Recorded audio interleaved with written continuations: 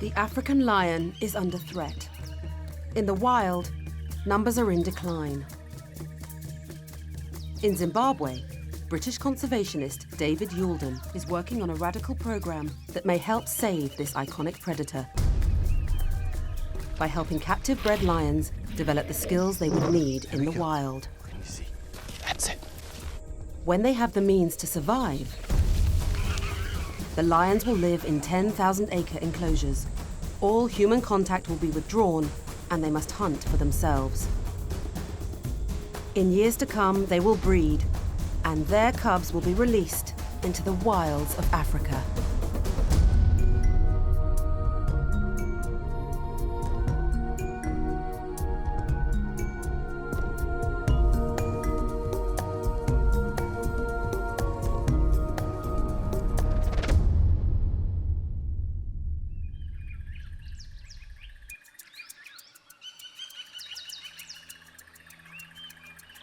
Dawn breaks over Antelope Park.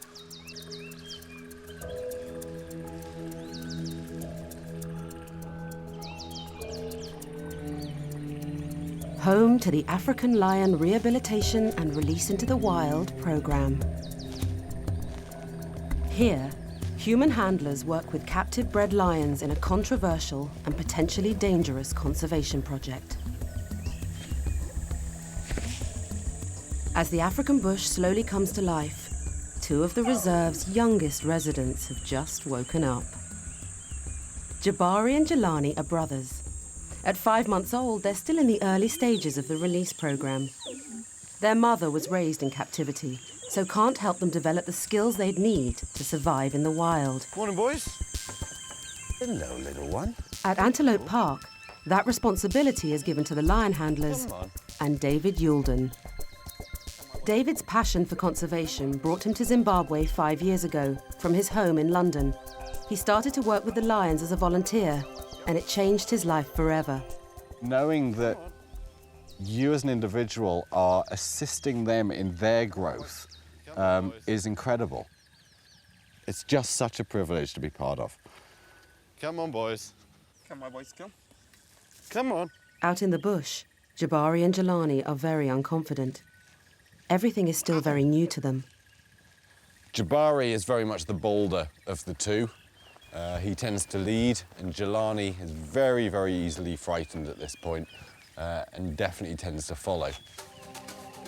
These daily walks give David and lion handler Makay Nkube a chance to assess the cubs in the open and see how their basic hunting skills are developing in a wild environment. Oh, he's going to stalk his brother. Jabari, the bigger and more confident cub, is already showing strong predatory instincts. That might not look like the best stalk in the world, but it's those just early little movements and a run towards a sibling. That part of play is really, really important in terms of practicing their hunting skill when they get older. Come on, let's go. Come on. As part of their development, David wants to observe how the cubs will react when they see prey for the first time. But that means leading them onto the open savanna, a step the cubs have never taken before. We're going to see if we can encourage them out here. On the edge of the scrubland, Jelani, the more nervous cub, hesitates. Come on. He's lost sight of his brother and doesn't have the confidence to step out on his own. Come on. Come on, lions, come. Jabari is soon by his side Jabari, Jelani, come. and leads his brother out onto the open plain. As you can see, we're out here on the grass and they are just much more cautious. They move a lot slower. In the wild, lion cubs are often killed by other predators, like hyenas or leopards. So their instincts tell them to avoid open areas where the grass is short and there's nowhere to hide. Just spotted some impala. Probably not going to hunt them down, but these first experiences of seeing game is all good for their development later on. Okay, all you need to do now is turn around.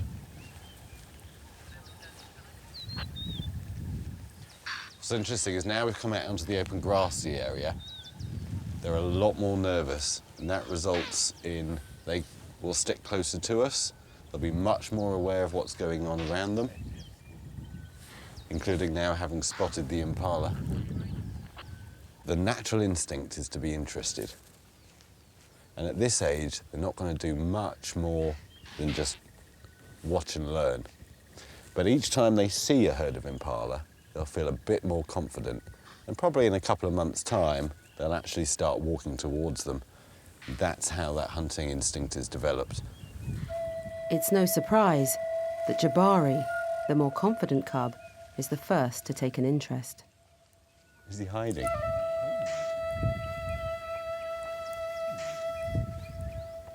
You see, that's good. He doesn't need to be taught to go and try and hide himself.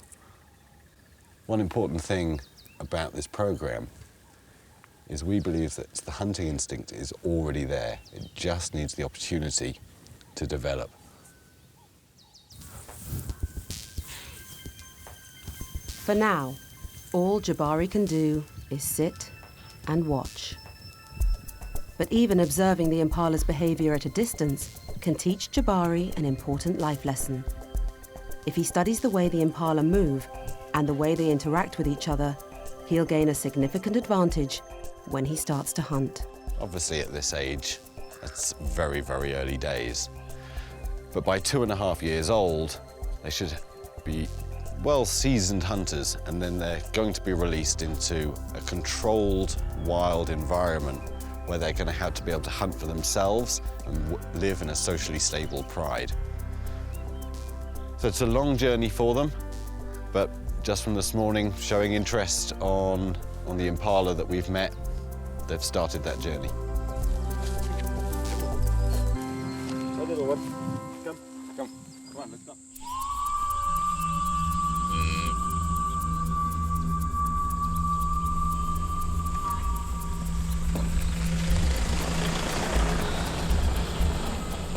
On the other side of the reserve, there's a problem. Lion manager Leanne Marnock has called in wildlife vet Dr. Keith Dutlow to treat one of the program's older lions, a female named Dakia. Dakia is 13 months old. She lives with her brother Demisi. And Demisi likes to play rough. She's suffered an injury to her face, and the wound is refusing to heal. Leanne and the handlers work with the lions every day. Demisi and Dakia see them as dominant members of the pride, but getting hands-on with lions of this age is not without risk. Has he calmed down? And Demisi has a mischievous side and likes to be centre of attention. Demisi.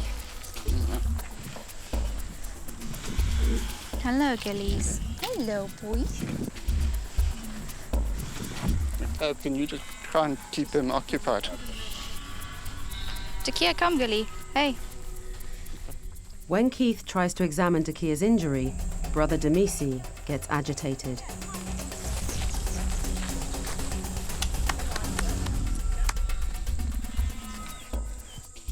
For everyone's safety, he's moved into a different enclosure.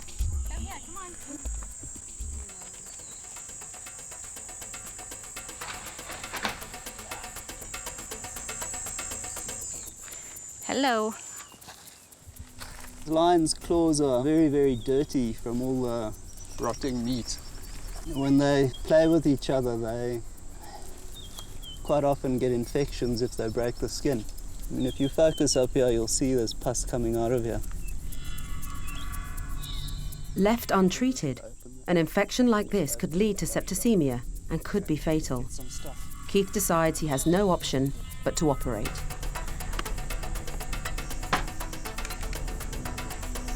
Flushing is idle. Yeah. Just keep it out and stick it in that blue crate because it's got the emergency drugs in it. Dakia will be darted, so Keith can work on her abscess quickly and safely. You're gonna go to sleep for a bit. Easy. Dakia, look at me. Hello, big girl. All done. Good girl. All done. Okay, just take the time.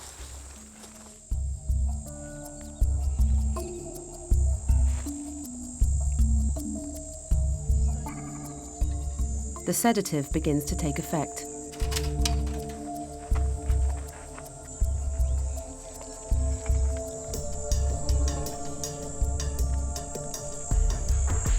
Well, we cover our eyes with the cloth because the drug doesn't cause the eyelids to shut and it doesn't stop the reflexes of the eyes. So if they're sitting in the sun and the light shines directly onto their retinas, it could actually damage their eyesight.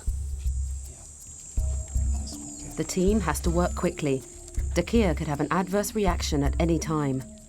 They monitor her heart rate to make sure nothing goes wrong.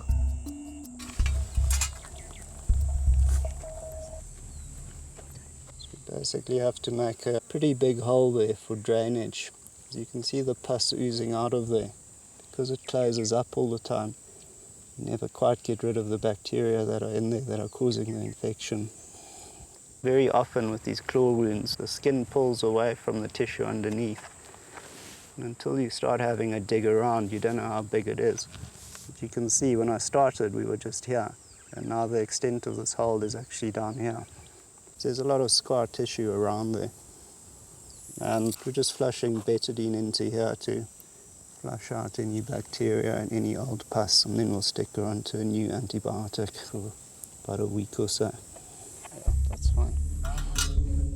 Keith injects Dakia with antibiotics and painkiller and a reversal drug to bring her round. She should be up in a few minutes. Okay. 2 more minutes. Okay, we're letting Zamisi back in. He's looking a bit stressed, he's a bit worried about his sister. So we'll let him in. Go on, boy.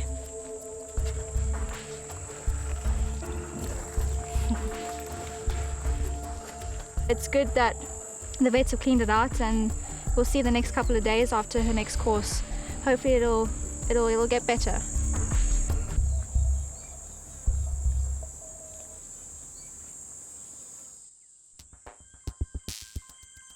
At Antelope Park in Zimbabwe, a controversial conservation program is underway. Over 80 captive-bred lions are developing the skills they'd need to survive in the wild, under the guidance of human handlers, including British conservationist David Youldon. One thing I think that I've been able to gain on this program that most other people haven't is I've been able to see the same lion day in, day out, watch those social interactions from very, very close up.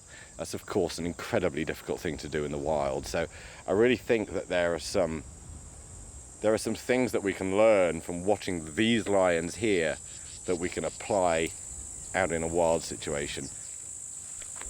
Off you go then. David often works with field researchers, keen to learn more about lion behaviour. 5-month-old brothers Jabari and Jelani make perfect subjects. They may look identical, but their characters are very different.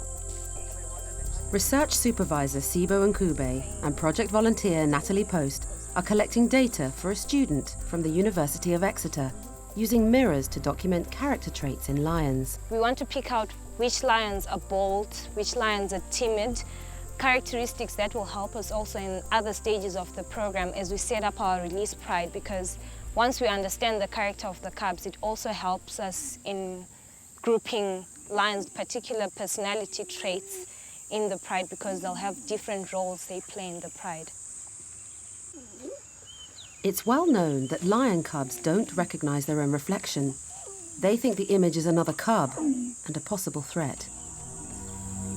Don't watch the big nasty mirror coming. In the enclosure, David is on hand to reassure the cubs. Okay. Here we come. Jabari, the more confident cub, is the first to investigate. He holds his ground in front of the reflection, but Jelani is unsure and moves away.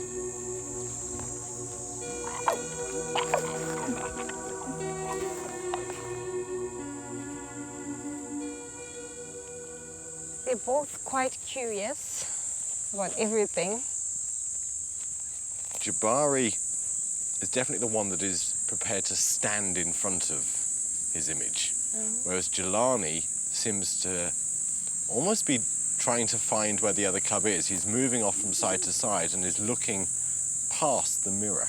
The most interesting thing is this vocalization, and that isn't something I've ever heard in cubs before. I am surprised. I was expecting them to run away because they're still quite young, because we did something similar to cubs that were slightly older than them in Zambia. And the moment they saw the mirror, they just ran away, and they wouldn't even move more than a meter close to the mirror. They would just approach it a bit and then run away. So I was expecting a similar reaction to those cubs because they're still quite young, but yeah, I'm impressed. Good boys. SIBO's findings confirm what David witnessed on the walk. Jabari is fearless, but Jelani is still unsure and looks to his brother for reassurance.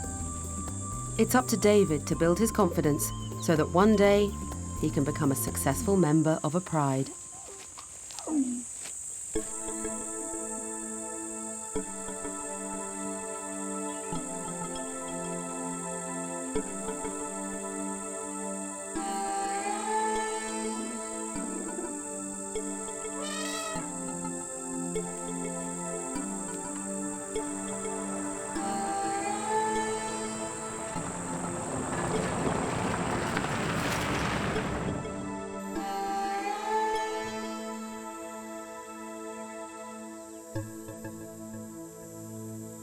It's been 2 weeks since the park vets operated on Dakia's face. Afternoon, cubs. Hello. David and lion handler McKay Nkube have come to check on her progress. How is that doing? It looks better. Hey, my boy, out the way. We recently treated Dakia here for an abscess that she has on her cheek. And just before we take them out on a bit of a walk, just thought it gives me a chance to have, will you behave? Just gives me a chance to have a quick look and see how it's getting on. It's looking a lot less raw, and I think it's gone down a little. So she's well on the mend, but she's been absolutely fine throughout, behaving perfectly normal. It's not giving you any hassle, is it? No, it was a good girl. So we've got Dakia here, the female, and our male, Damisi. Hey. These lions are good walking lions, especially with the Damisi, you always lead. They are very calm, you can play with them. They're so good. Well, it is hot, so we'll make it a nice gentle walk. Just get you outside, eh? Come on. Come Dakia. Walking out with lions of this age is potentially dangerous. Come on, boy, come. That's it. David and McKay don't have the safe refuge of a jeep or rifle. Their safety depends on David's ability to maintain his position as leader of the pride. Come on. We're not going far, kids. Come on. David is taking the lions to a watering hole to give them a break from the intense African sun. In the extreme heat, lions will sleep for more than 20 hours a day, conserving their energy for hunting at dawn or dusk.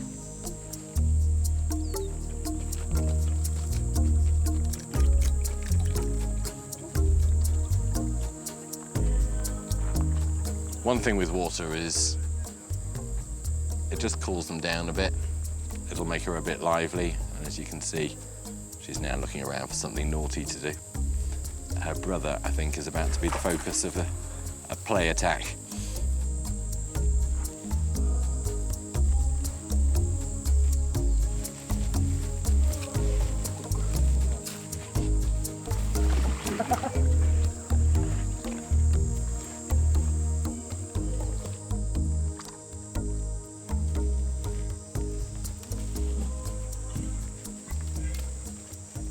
These two are brother and sister, and, you know, like any family, siblings set out to annoy each other once every so often. This play behaviour has a lot more meaning behind it. Just watching their behaviour and how they interact with each other, you start to pick up just small elements of their characters each time. You'll see which ones are the bolder ones, which are more playful. And what we're trying to do is see how does what we observe in their character relate to how they might be in a release pride? In the wild, lions often hunt near watering holes where prey species gather to drink, so being confident around water gives them a distinct advantage.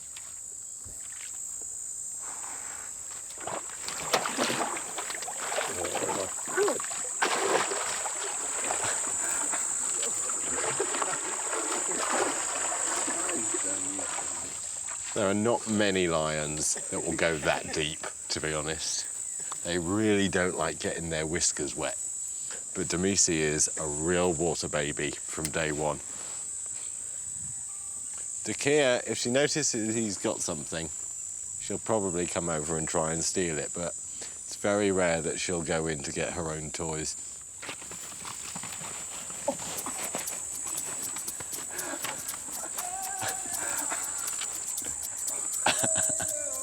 In a successful pride, the female lions do most of the hunting, and David has high hopes for Dakia.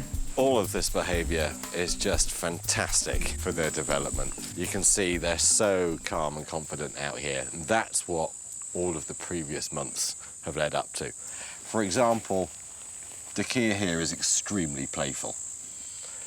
Well, playful cubs often tend to go on and be very, very good hunters if they can concentrate. I think Dakia is going to be a very good hunter.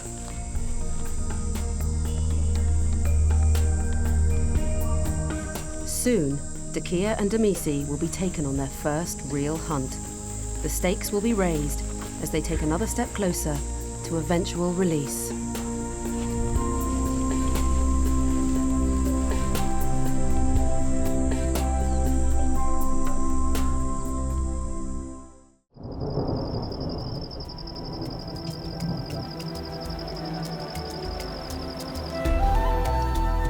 It's October, and Zimbabwe is entering the rainy season. At Antelope Park, the wet weather offers a welcome break from the intense African heat.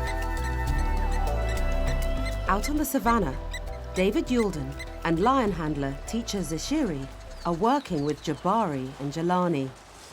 The cubs are now 6 months old.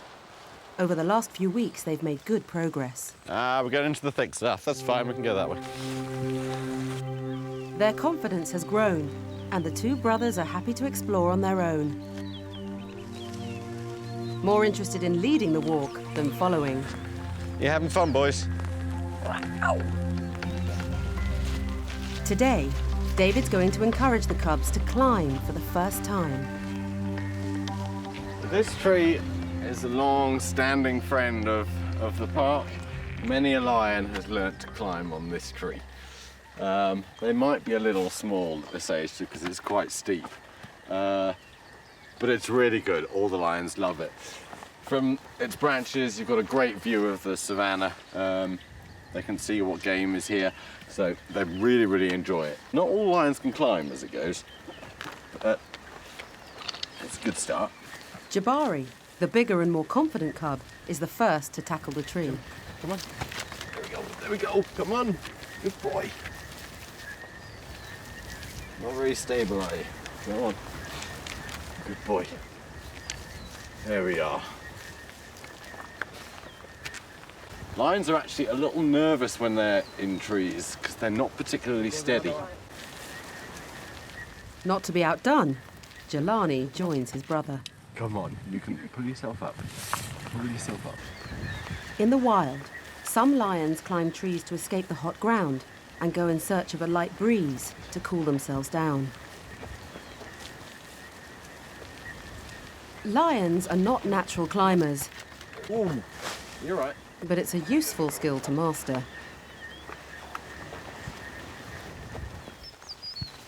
In 12 months' time, the cubs will learn how to hunt for themselves. And even at this young age, they're already discovering some new techniques. You see that Jabari is just ankle tapping Jelani. That's obviously, it's part of their play, but it's an important part of their hunting strategy later on. Particularly with smaller, faster prey like impala, you run up behind it, ankle tap it, it trips over, and then you can grab it. So this is just the very, very first stirrings of that hunting technique coming in. You don't have to teach it. It's natural, and provided you can give them an area where that play can happen, then that hunting instinct will develop.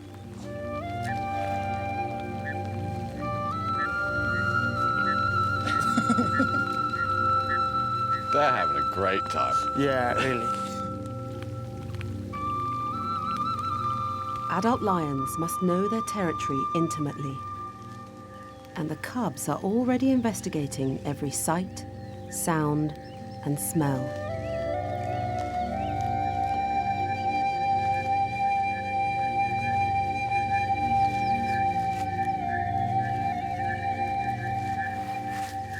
You get quite a lot of mongooses around here. So there's a network of holes all over the place. Obviously, mongooses, that smells good. So quite often you'll find they'll just have a good dig around and see what they can smell. The cubs walk out every day. They still have a lot to learn, and on such little lions, every new adventure can take its toll. They're getting tired there.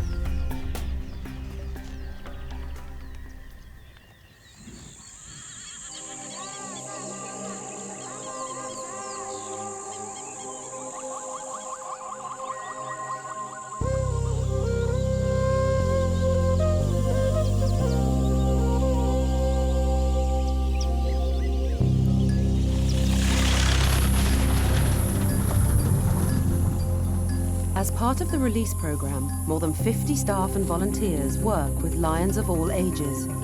It can be dangerous, so for everyone's safety, the lions are housed in enclosures. Living in a group of 4 adolescent lions are brother and sister Sango and Swahili.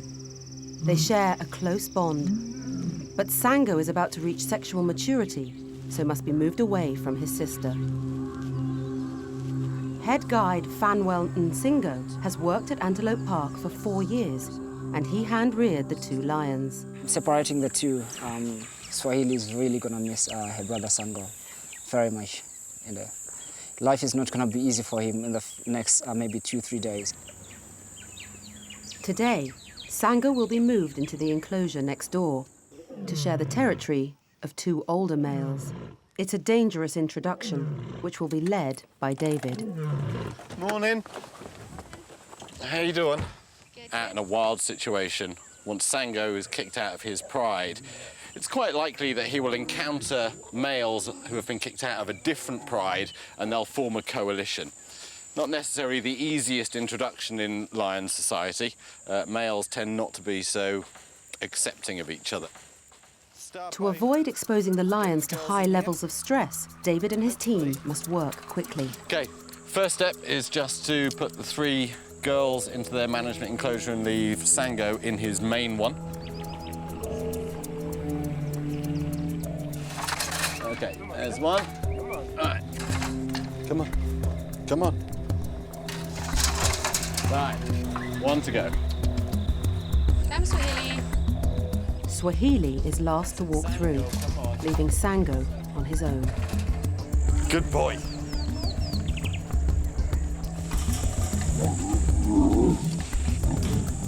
Next stage, get those 2 boys into their management at the far side, and then we can prepare to put them together. Echo and Etosha are brothers. They are 6 months older than Sango. They're bigger and stronger. Hello. To help the introduction go smoothly, the brothers have been living in the enclosure next door to Sango. The males can see each other through the fence, but no one knows how they'll react when they come face to face. Hello. You've been nice to Sango, eh? Etosha in particular might be a bit more aggressive. Echo can be friendly, but also doesn't always take to new lions that well. So we're going to use some meat to keep them occupied during the first introduction. We found many times in the past that that's just helped lower the aggression levels. Is Sango going in first? Worst case is they straight attack Sango, and Sango is unable to defend himself. At that point, we'll have to make quite a lot of noise to distract them from the fight. It's just going to have to play this one by ear. but the odds are definitely stacked in these guys' favour at the moment.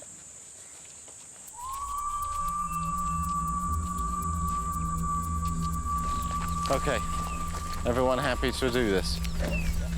Cool, fingers crossed, everyone. Male lions are fiercely territorial. In the wild, they can fight to the death. Sango must stand his ground. Escape on Garni now! Come on, boys.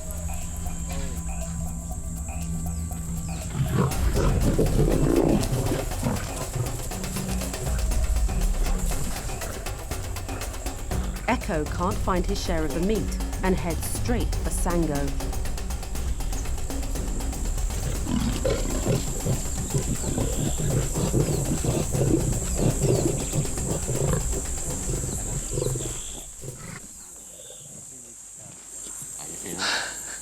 Your heart beats. Yeah, my heart beats, yeah.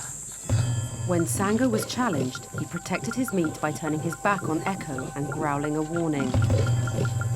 He stood his ground, and Echo quickly lost interest. For David and Fanwell, it's a huge relief. Today has gone really as well as I could possibly have hoped for. They do seem calm. There's no real aggression towards them. One thing here is once they've finished eating and they've got nothing else to do but realise there's a new lion in town, there might be a bit of aggression there. And certainly over the next 2 to 3 days, we're going to keep a very close eye. From previous experience, it's not necessarily the first day that they pick on each other. It can happen afterwards, but it's definitely a good start.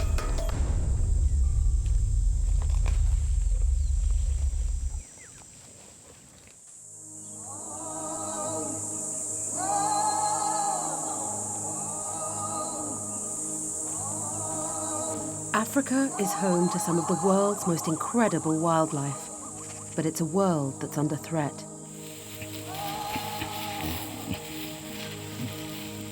Even the most iconic predator is in danger. In the wild, numbers of lions are in decline. At Antelope Park in Zimbabwe, the African Lion Rehabilitation and Release into the Wild program is trying to find a solution, using human handlers like British conservationist David Youldon to prepare captive-bred lions for life in the wild. What I hope we can achieve is we can prove what we believe to be true, and that is that we can take lions and put them back into their natural environment so that they can survive there. And that's going to allow us to offer those parts of Africa that have lost their lions for various reasons an option of how to bring this incredible animal back into the place where it's supposed to be. 16 years ago, the programme's founder, Andrew Connolly, lost his arm when he was injured by a male lion. But the incident only made him more respectful of this fearsome predator. I just cannot imagine Africa without lions. I mean, it's like imagining London without Big Ben. It's just not acceptable. So it's a major project. To me, it's, you know, I don't know how to really explain this. It's like the sun not coming up. If you haven't got lions in Africa, it's just not Africa, is it? Andrew oversees the entire release program. Today, he's been called in by David because there's another problem with Sango and Swahili. The brother and sister had to be separated because Sango is about to reach sexual maturity. The move went well, but in the days since the split, Swahili has been pining for her brother. She's refused to move from the fence line, and it's a situation that has to change. Today, Swahili and the 2 other females will be moved to the other side of the reserve. Andrew Connolly will oversee the walk to their permanent new enclosure. Very good today. What do you make them? He's hoping they all want to go for a walk. These are the 3 for going out for a walk this morning. These are the 3, yeah. It's Swahili, the one in the middle here, that we just need to get away from her brother. All the while that she is using him as a source of her confidence, she is not bonding with the females, and that's what we need for her survival in the next stage of the release program. With lions of this age, which are coming up on 2 years old, as much as possible, we'll stay on a vehicle and they'll follow. We might have to be on the ground at various points just to usher them along a bit, but it's just a lot safer for us if we're on a vehicle. Everyone ready? This is the last time Swahili will ever see her brother. Okay. Come on. Come on. Come, girls. Okay. Come on. The other females already share a close bond, and they immediately start to play. Come on. But Swahili hesitates and begins to head back to Sango. Lions are social animals with strong family ties. Leaving her brother behind is a huge step. Come on. If we spend too much time around here, she's just going to go back to Sango. Swahili, come on. As the two other females head into the bush, Swahili starts to follow. There she is. They cover ground quickly, and soon Sango is out of sight. For Swahili, the instinct to bond with her pride mates is too strong to ignore. So far, so good. Yeah, the worry that we had was, would Swahili move away from Sango? She certainly looked a bit tentative. She looked back a few times, but just the sheer joy of being out of the enclosure and back in the natural environment, the time with the girls seems to have won over, and that's what we want to develop. We want that bond with the girls just to increase with further opportunities for this. Playtime. They're having such a ball now.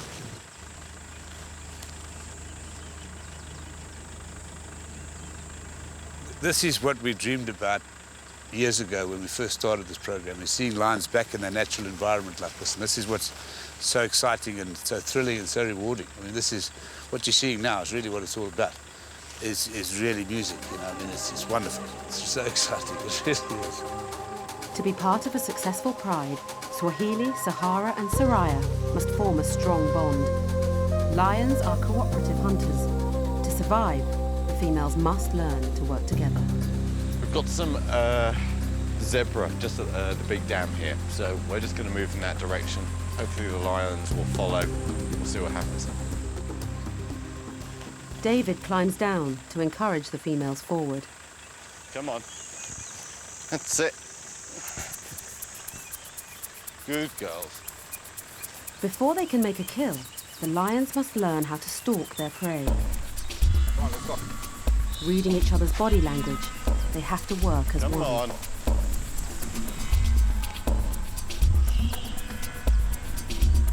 With the zebra in their sights, Sahara takes the lead. But you see what she's doing there, going after the lead? The one on the right is flanking. The line on the right is actually doing a flank. You're seeing a net. They're splitting up now, as you would, literally, as you would in the wild.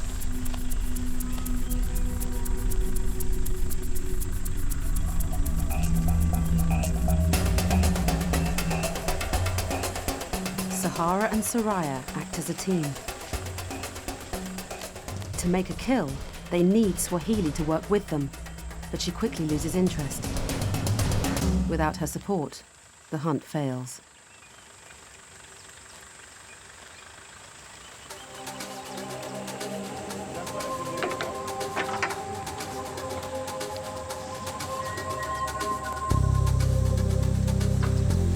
It's been a bit of a long walk for these girls this morning, but it's nearing the end. Just in this tree line here is their new home. Swahili must bond with the other females. If they don't learn to work together, they won't survive.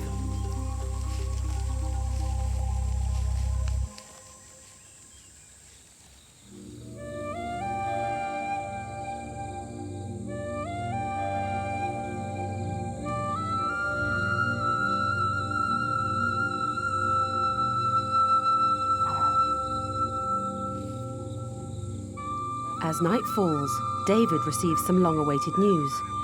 2 adolescent lions have just arrived at the park after an 8-hour journey from one of the programme's other sites on the Zambian border.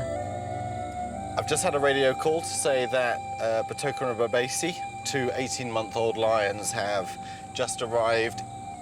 I'm very excited about seeing them. I haven't seen them since about 4 months now, so I'm expecting them to have grown quite considerably. So it's going to be really great to see them.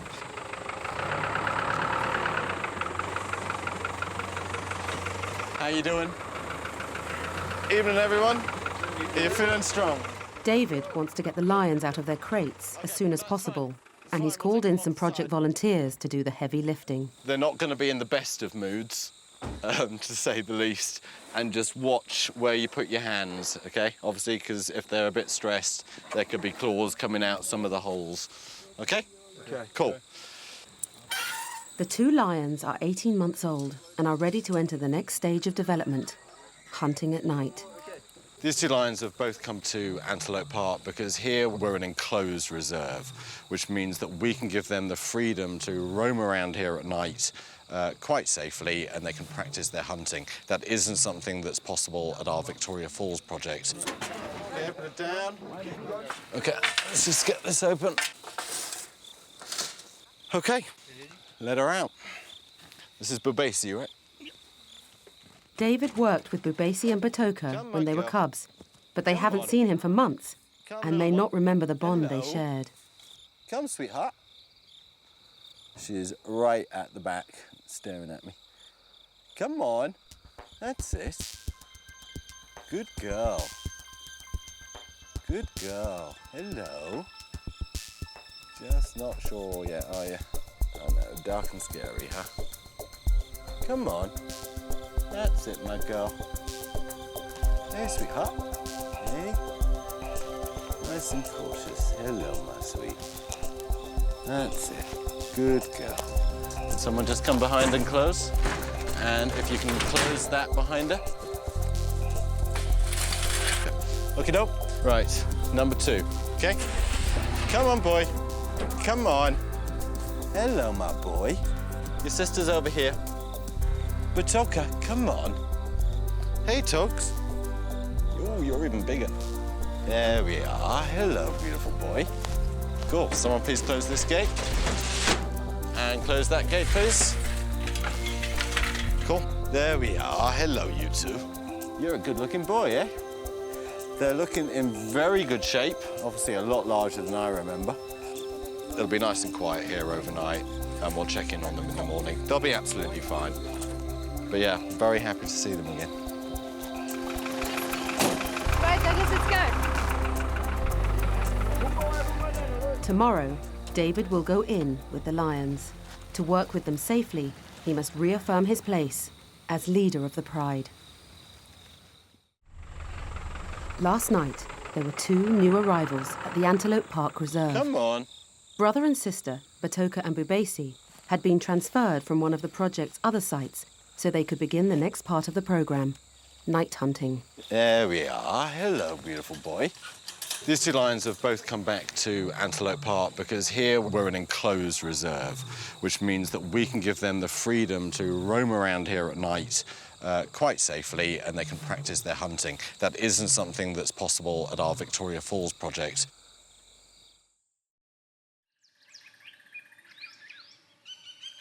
This morning, David and handler McKay and Kube have come to check on the new arrivals.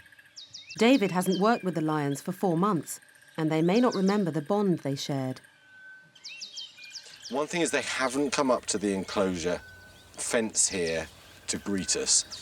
And what's important for them is they need to feel comfortable with us so that they'll follow us out into the reserve, and that's how they're going to get the rest of the experience that they need ready for release. So one of the things we're going to do today is just go in with them and start that bonding process.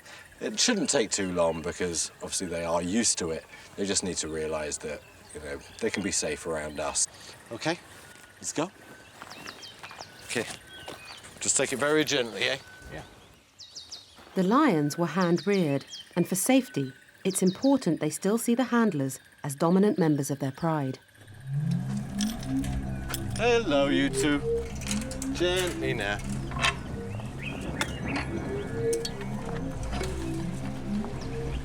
Hey, Patoka. Hey, Babesi. Gently. Hello, my Hello. lions. Come on, easy. Come on, lions. That's what we want. Hello, little girl. Hello. Come on, Baruka, come. Batoka and Bubesi may look tame, but David and McKay have years of experience, and their ability to read the lion's behaviour is the only thing keeping them safe. That's a good sign. The way they greet is just to rub their cheeks up against you. The greeting is a clear indication that the lions still see David as a member of their pride. Hey, come on, come. Some people might think that being here in an enclosure with 2 large lions is, frankly, a bit insane. The reason why we're able to do this is, from a young age, these lions understand that we are dominant members of their pride. So they've no interest in hurting us. We do discipline them when they're small so they can understand the limits of play behaviour with a human, and that's the only training that they get through the whole programme. Hey. Like all adolescents, Batoka likes to test the boundaries of acceptable behaviour. None of that, thank you. Okay? Come, no. Sometimes when they come up, they'll try and just ankle tap you. There are certain things, behaviours, where we don't allow that. We give them a discipline, which is done in only one way, which is just a slap to the side of the face. It mimics very much what they might get from their mother. That will be front paw, slam. And I can tell you when a wild mother does it, there's about a ton of force coming behind it. Me and my little hand, certainly not going to hurt them, but it's just a sign to them that you overstepped the boundary there, and immediately he backed off. Ankle tapping is a skill that lions use to trip their prey. The technique is also used during play fights with other lions, but Batoka has to remember that playing rough with the handlers is not acceptable. Let's move away. Hey, come on. Just start walking that way. Call them. Come on, big. Come on. Move your butts. Come on. There's one more test that David must do before he can be sure that walking with the lions will be safe. Stacey, come on. Come on, boy. Come on. Let's go, Cap. Come on, let's go, So this is also good. We're just trying out a bit of following. Come on. They're responding really well. So this is a really good start. I don't think it'll be very long before we can take these out. Hey. Yes. Hello, my boy.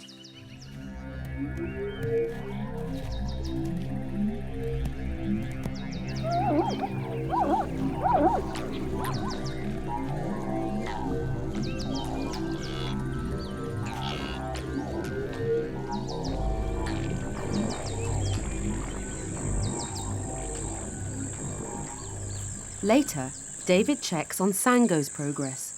The 2-year-old male will soon reach sexual maturity, so he's been separated from his sister Swahili and placed with 2 other males, Echo and Etosha. Hello, boys. Now, Sango in a wild situation, exactly the same with Echo and Etosha, would have been kicked out of their pride that they were born in, and they would have to go it alone. But whilst out in what we call a nomadic phase, it's quite common for young males of different litters to meet up and then join up and become a coalition. So it's quite normal, but the main point here is that all 3 of them are basically sitting together. There's no injuries, they haven't been fighting, and they seem to be grooming each other as well. This is all good sign that Sango is settling in very well into this new male coalition group.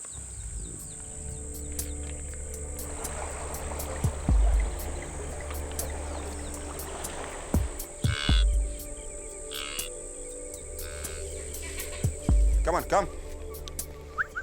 Sango's sister Swahili was moved to the other side of the reserve with 2 other females, Soraya and Sahara. David wants to see how well the group is bonding, so he's leading them out on a hunt to see if they can work together. Come.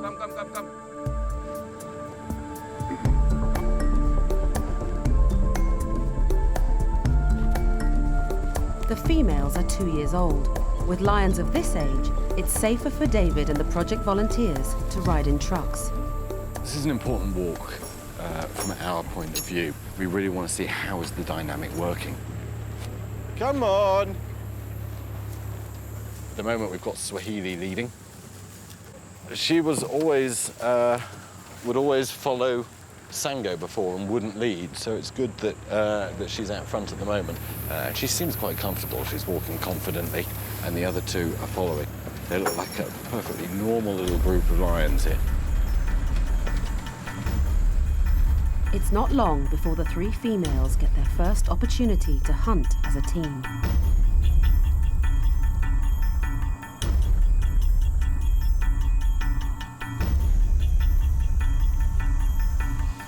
It's quite a large herd of impala just up here on this open flay. It's difficult to tell exactly whether the lions have seen them or not because they're slightly lower down, but hopefully at some point they'll spot a movement and the chase will be on. The Sahara's stalked forward a bit, and that looks like Swahili following her. So they might be picking up on the scent, even if they can't specifically see them yet. Swahili and Sahara start to stalk forward, but in the middle, Soraya doesn't seem to know what to do. Soraya, to be honest, seems oblivious to the whole thing.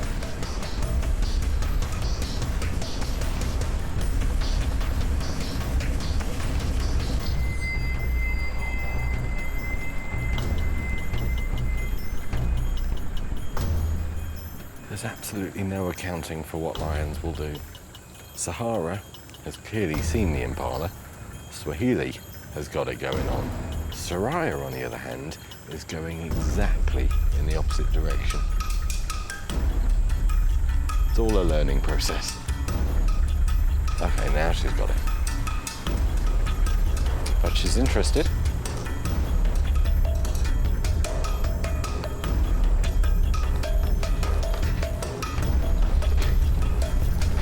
Sahara jumped off to the right, obviously flanking. The other two held their position, but Sahara does seem to have lost interest.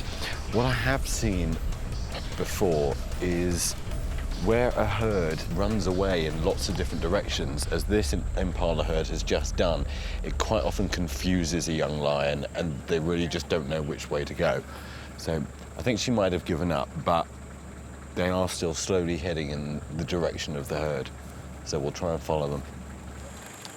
Okay, do you want to move forward?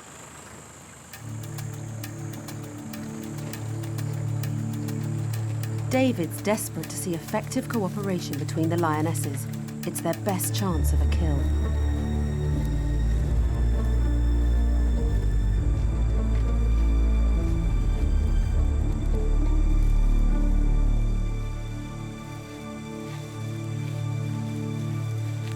Cubs have seen a giraffe. Sahara is leading up front, and now the other two are also following. Frankly, I think that meal is just a little bit too big for them, but it's not unheard of. We've had a 13-month-old lion kill a giraffe before. She's getting into the long grass now. That's going to give her cover.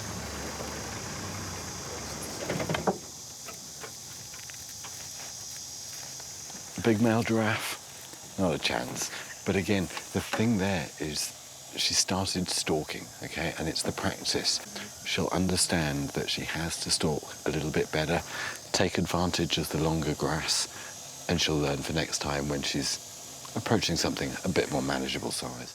Lions can only charge at top speed for around 30 meters. Stalking skills are vital to get close enough to prey. There's more giraffe just in this open area in front of us. See how it looks like Swahili's taken a far right flank. Sahara's coming up on the left. Now it looks like Soraya is headed in the same direction Swahili has. This time, the three really cooperate, using a typical pride tactic. One lion makes a charge, forcing the prey towards others hidden in the grass. Head towards the two giraffe on the right. Oh, hold on.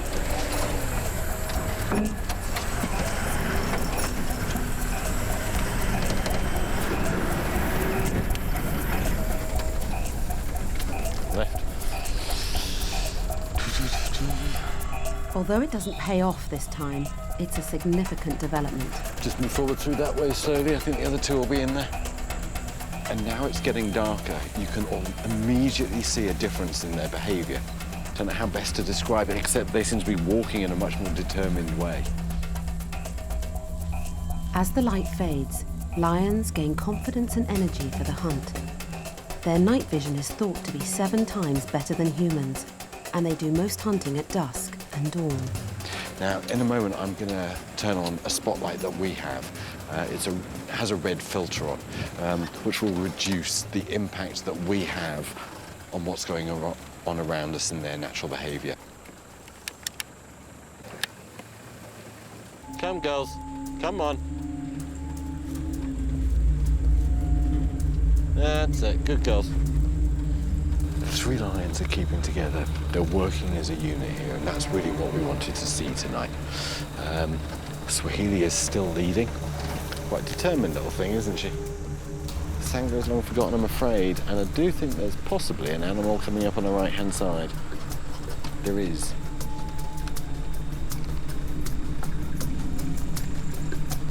Just up ahead of us in the long grass is either a duiker or a steenbok, which is a small antelope, only maybe 2 feet at most in height.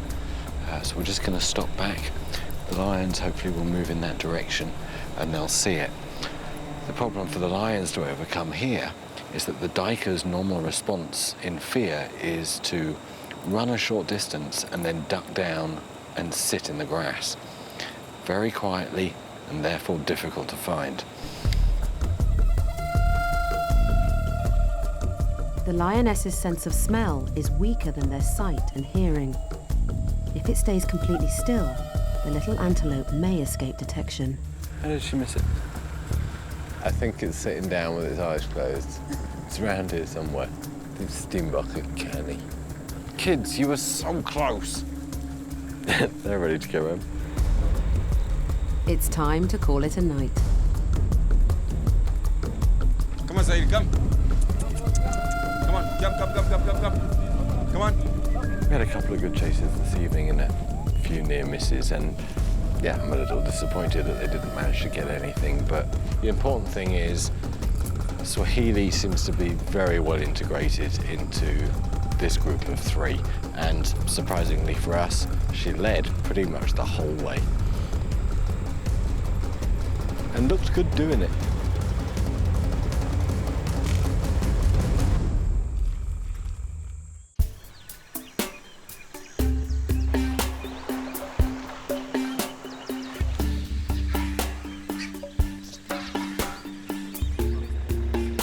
The Antelope Park Reserve in Zimbabwe forms part of the African Lion Rehabilitation and Release into the Wild programme, a controversial project trying to tackle the problem of declining lion populations. Here, captive-bred lions develop the skills they need to survive under the guidance of human handlers led by David Youldon. 18-month-old brother and sister, Batoka and Bubesi, have recently arrived at the reserve from one of the programme's other sites on the Zambian border. Well, let's see if we can head that way and see how good these things are at hunting. David hasn't walked with the lions for 4 months, but he's assessed their behaviour to make sure they still see him as a dominant member of their pride. Taking every precaution, he's called in his most experienced handlers. As walks go, this is about as difficult for us as it gets. Obviously, they are quite large and they don't know us that well. So how they're going to react is something new to us. We're going to have to learn very quickly. So I brought quite a few of my colleagues here today. Just by having sheer numbers of people on the walk, they'll feel a little bit unnerved by that, and therefore, actually, as a result of that, they should calm down a bit. Is everyone feeling okay? Are you confident? Cool, just normal rules, just if we can try and stay as a group. Okay, let's go. Come on. Come on. Hello. Come on. Come on. Hey, Tokes. Come on. That's it. And she's off. Okay, do you want to round them up? The lion handlers will have to run round behind them and just make a bit of noise to try and usher them back to the group. As adolescents, Batoka and Bubesi have already developed a strong, independent streak. This way, come on. Come, you two. Don't know where they're going, but they are determined with it. Come on, come. Toka. Come, Batoka, come. Warthog kids. Just in these first few hundred metres of the walk, we can already see these lions have their own agenda entirely. And that's fine to a point, but what we need to do every so often is just walk away, call them and see if they follow. On this occasion, after a moment's hesitation, they have changed direction. So that's what we need to keep going. Come on. It's not long before lion manager Leanne Marnock spies an opportunity for Batoka and Bubesi. When we were heading across here, we saw some warthogs run away, and we've just come across some dung. Batoka picked up the scent. You can see he was sniffing it just now, so hopefully we'll find where they've gone. Come on, boys, come. Come on. Come on, let's go, come. After a while, Batoka picks up warthog scent again. And this time, he's close enough to charge.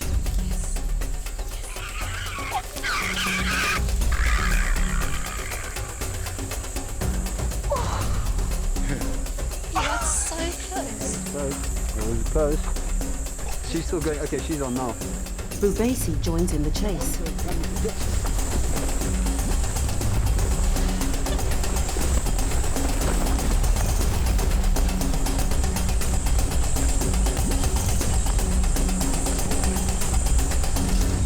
Come. In my pocket, I couldn't run. Very exciting stuff. Kicked straight in with the hunting instinct for Batoka. He charged off to the left. Bubesi went off to the right. Very, very close chase. This is a great walk. This must be where the warthogs are living. If he's prepared to put that amount of effort in this amount of heat, I think that he's going to be very, very good at hunting at night. Come on. Hello. After the near miss, the handlers start to lead Batoka and Bubesi back to their enclosure. No one is prepared for what happens next. Out of the blue, Batoka brings Leanne to the ground. David and the handlers respond immediately, but Leanne suffers a bite wound to her thigh.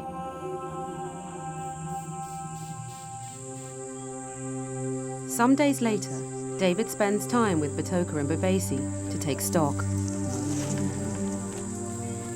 Leanne is perfectly fine, and actually just speaking to her yesterday, she really can't wait to come back and just get back to work again. We do accept that when working with wild animals, there is always a risk that you could get injured. But certainly, speaking for myself, I accept risks every day, just in the normal day-to-day activities. And it's my opinion that the risk of walking lions is certainly no higher than many of the other things that I do without even thinking of it. Incidents like this are extremely rare, but from now on, the handlers will only work with Batoka and Bubesi from the safety of a vehicle. It minimises risk while guaranteeing the lion's future. It's everyone's opinion, including Leanne's, that these lions must continue within the programme. We'll just need to consider how we work with them over the coming weeks so that these lions that we've all invested so much time and effort into do get the full benefit of the release programme.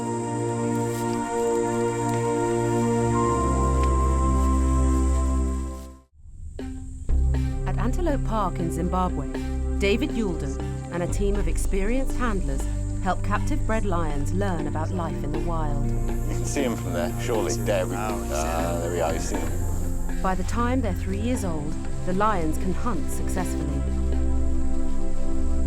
But for the release program to be a success, they must also be placed into groups to form prides.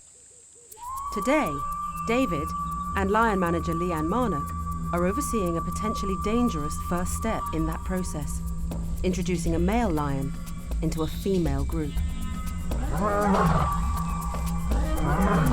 This is Luke.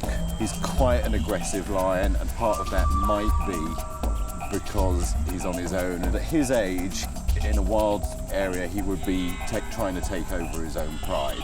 So it's just a more natural social group for him. Introductions between males and females always carry risks. But in this one, the stakes are unusually high. 2 years ago, Luke was part of a release pride until 2 of its females were killed. What happened isn't clear, but it's possible Luke was involved. And since then, he's lived alone. Today, he's getting a second chance. In the enclosure next door are 3 females, Azulu, Nadia, and Alice. They've lived together for 3 years. In the wild, their group would be led by an alpha male. Here, that role will fall to Luke. Come on, come. But first, the team must persuade the lionesses to leave their enclosure. Right, we've got Azulu. Azulu is first to cooperate. Come on, come. Come on. Come. At the moment, we're just trying to bring them into this management corridor here, and then down to the end. That leads into the enclosure where they're going to get introduced to Luke. But lions are quite lazy, so this might take a little while. Alice, come on. Good girl. Alice soon follows. But Nadia, the most stubborn female, refuses to come down from her tree. Come on, Gelly, come. Come on. She doesn't even look comfortable. Come on. Lions actually climb trees an awful lot. It gets very, very hot down at ground level, and they can get just a bit of breeze up there. Also, there are just slightly fewer flies. You see, you're not really that comfortable, are you? For the introduction to be a success, it's vital that the 3 females go in with Luke at the same time. If Nadia doesn't come down from the tree, the introduction will have to be delayed. After more than an hour of coaxing, Leanne decides on a different tactic. These girls love water. Hopefully it'll just scare her. It won't bother her at all. The water is sprayed just in front of Nadia's nose, and it's enough of a nuisance to persuade her to come down. Come, Nadia. Come on. Come on. Come on, come on. Yay! Done. Right. Final step is to let them into the enclosure they're actually going to live in, and then we'll get Luke. Luke was 3 when he lived with the other females, and his inexperience could have led to the confrontation in which they were killed. Now, 12 months on, David hopes Luke has matured enough to cope with his new role. But no one knows how he'll react when he comes face to face with the 3 lionesses.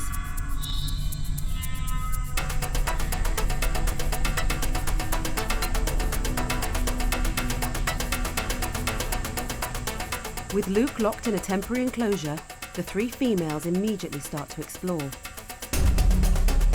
Azulu is the first to mark her new territory. She uses scent glands in her cheeks to stake her claim over Luke's favourite tree. And just to be sure he gets the message, she sprays it with her urine. Luke's frustration builds as the 3 females quickly make themselves at home. Lions are unpredictable, so we can't really tell from this point how he's going to react with the females. But we just have to wait and see. Hopefully it'll go well. We're keeping our fingers crossed. In the wild, when a new male enters a pride, he'll challenge the females and force them to submit to his rule. To be a successful leader, Luke will need to establish dominance over the 3 females. If Azulu, Alice and Nadia don't submit, he could attack them. Bongani, please can you open Luke's gate?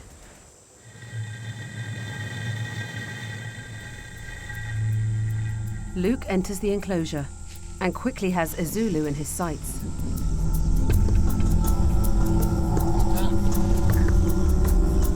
She submits by cowering to the ground and rolling on her back.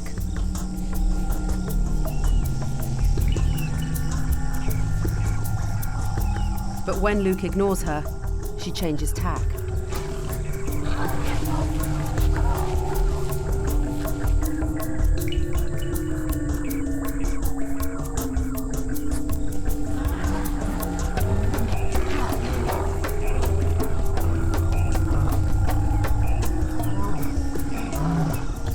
When a Zulu finally concedes defeat, Luke roars to make his superior status known, reaffirming his dominance by reclaiming his favorite tree. On the other side of the enclosure, Luke spots Alice. She's the oldest female in the group and the most aggressive. But faced with the threat of Luke, she quickly backs down.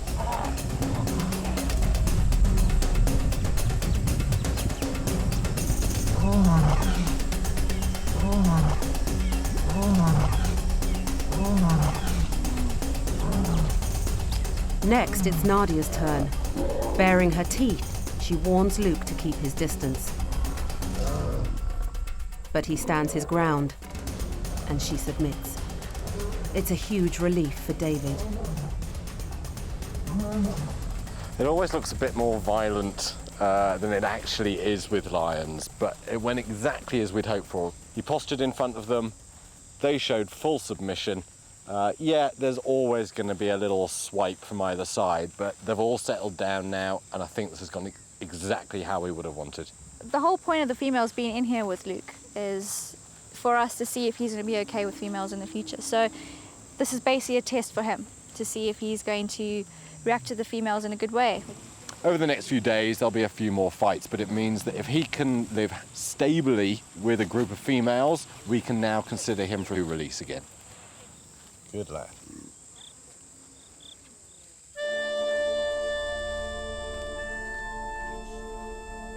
The reserve regularly plays host to paying volunteers who come on working holidays.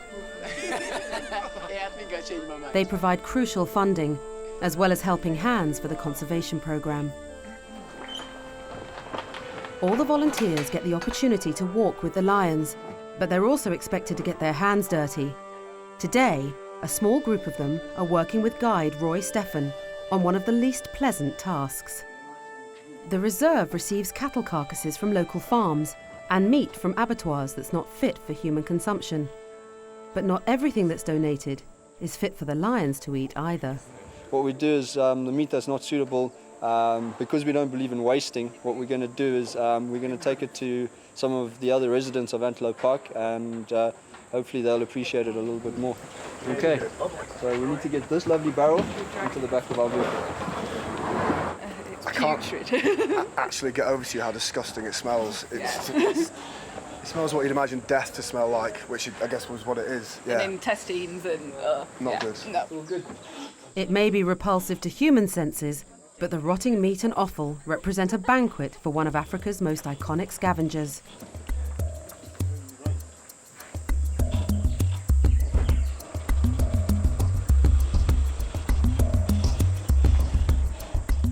The team head for an area of the park where they know their stinking truckload of meat will be appreciated. Okay, let's offload this stuff. Okay, guys, if we spread the offal out a bit, sort of out here. This goes against every sense of my body being anywhere near this. Especially on a hot day like this. Right, look at this.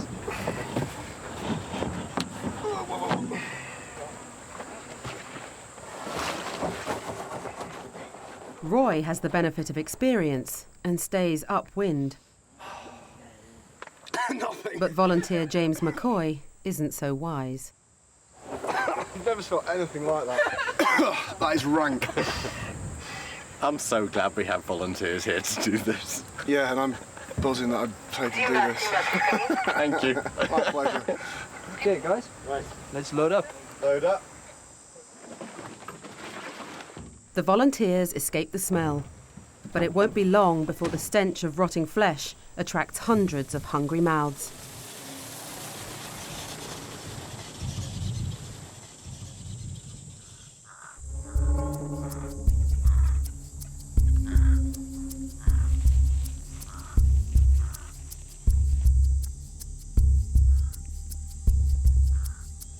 The skies over the Antelope Park Reserve in Zimbabwe are filling with one of Africa's most infamous scavengers, vultures. Rotten meat unfit for the reserve's captive-bred lions has been placed in the bush by a team of project volunteers, ensuring nothing goes to waste. David Youldon and his colleagues have dubbed this area of the reserve Vulture's Restaurant. The Vulture's Restaurant here is vitally important to the vulture population in this region. Most of the land around us has been converted into agriculture and livestock farming. There's also very few predators around, so that really limits the number of kill sites and therefore available meat for these birds. So by providing food here for them, we're actually supporting a vulture population from a vast area around Antelope Park, and I've been up here before and seen over 350 birds supporting 6 different vulture species. That's very, very rare within Zimbabwe. The dominant species today is the white-backed vulture, but they don't have it all their own way. See, the smaller black and white birds, those are pied crows. They actually give the vultures quite a hard time by pecking at them, trying to get them out of the way. It's a bit of a scramble, and the meat's not going to last long. It's eat as quickly as you can and then get out of here. Vultures have very strong acid in their digestive tracts, enabling them to thrive on decaying meat that would make most animals ill. The pied crows and white-backed vultures soon get company. That is a lappet-faced. They're really cool. The lappet-faced vulture surveys the scene from the safety of a tree before descending for his share. Here he comes, here he comes.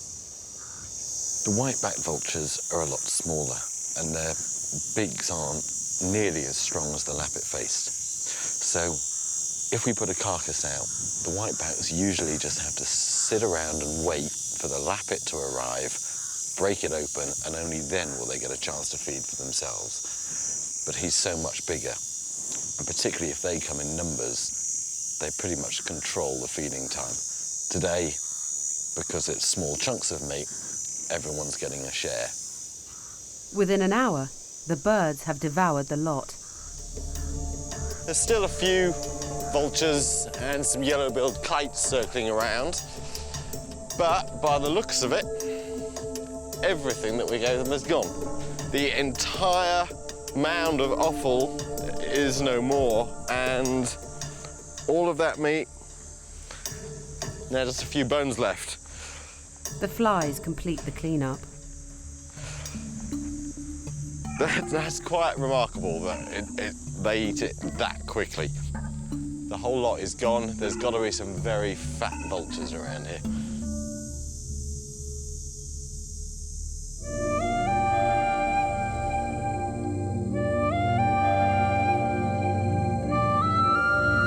In the wild, the African lion is under threat. David and the team at Antelope Park are doing everything they can to try and find a solution. Some experts believe that numbers have dropped by as much as 80% within the last 50 years. Conflicts with humans and livestock, loss of habitat, and hunting are all thought to be responsible. And disease is a factor too. At the reserve, a group of lions has been sedated as part of ongoing research into one particular condition, FIV, the big cat equivalent of HIV. The research is led by wildlife disease specialist Dr. Peter Catt. One of the unique opportunities we have here at Antelope Park is that there are positive lions and there are negative lions. So what we can do is we can compare the positive lions and the negative lions over a period of about 3 to 4 years and document exactly what the effects of infection are and thereby help the positive lions in the wild. I think there's some initial indications here, you see. Little is known about the effects of FIV because it's hard to gather information on wild lions. But over 2 days, Peter and a large team, including some of the project volunteers, are examining and taking blood from 18 of the reserve's lions, 9 that have the condition and 9 that don't. Once each lion has been anaesthetized, it's kept cool with water and oxygen levels are carefully monitored. Pulse ox 62 and 42. It's a lot of wear for a young lion. Here, there's a little bit of bleeding around the bottom of her tooth. Yeah.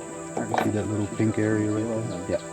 It would have been her who almost certainly would have got it first. One of the early indications of this FIV in the lions is that you get this manifestation of gingivitis around the teeth, and it'll get worse over time, but she's already starting to get this sort of pinkness around the top of the teeth, and she's losing pigmentation in her mouth. So it's an early indication that the FIV virus is starting to act on her. Because information about the effects of FIV is limited, it's not known how quickly infected lions will develop more serious health problems, if at all. Peter and David hope that in the years ahead, this research will provide answers. The last stage for these is just to get their reversal. So we'll put that in just a moment, and they should be awake again in 3 or 4 minutes. Okay, IV and IM. Okay, let's go. Observers, please make sure you're in a good position to watch your lion. The lions are disorientated when they come round. Designated volunteers monitor them closely as they find their feet. After a wobbly start, the recovery goes well, and there's every chance these captive-bred lions have helped their cousins in the wild. What we're hoping from this research is that we'll have a greater understanding of how this virus affects lions. That hopefully will be able to give us a chance to make better informed decisions about wild lions in the future.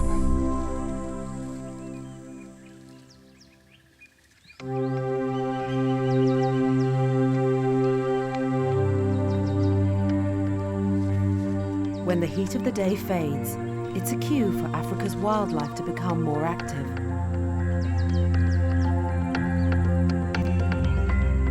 For David, it's a busy time too. 6-month-old captive-bred cubs Jabari and Jelani are learning about life in the wild. As adults, they'll need to hunt prey at waterholes, so today, David is introducing them to water. Get your feet wet.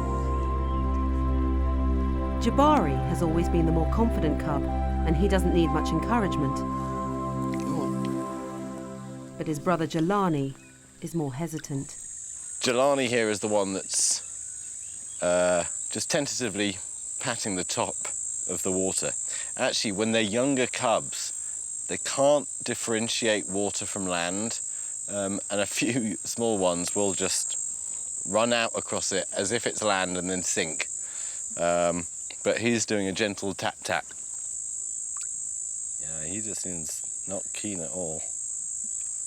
Some lions absolutely love water. Others never go near it. Tomorrow, the cubs will leave Antelope Park and go to one of the conservation programme's other sites in Zimbabwe. David won't see them for a while, but he's delighted with their progress. I mean, just even in the last week, they're making huge strides. Just this constant interaction with their environment, the fact that they feel safe because they're with us. They're just developing day by day. They're exploring new things, and all of that is the real point of what we're doing. It will soon be time to say farewell, and David is reluctant. It's always difficult when you have to say goodbye to a set of cubs because you've worked with them, you've got to understood the individual character of the cubs, and you've seen them develop and make progress in the program.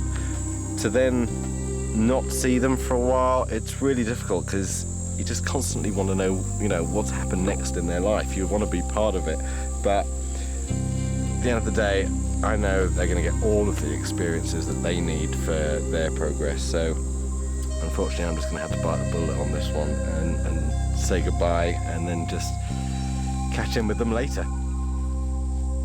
Come on. Come on. Come on, boys.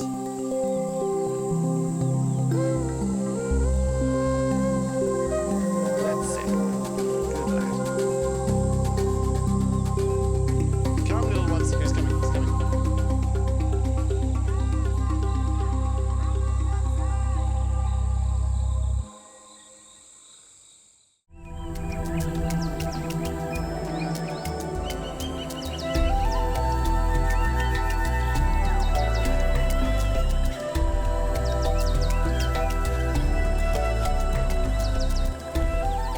African Lion Rehabilitation and Release into the Wild program is just one of the projects working to help save Africa's most iconic predator.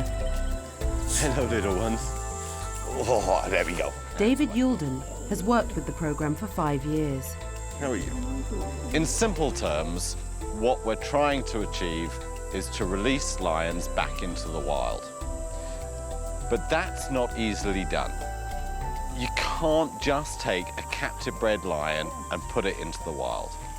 So there need to be intermediate steps in the program.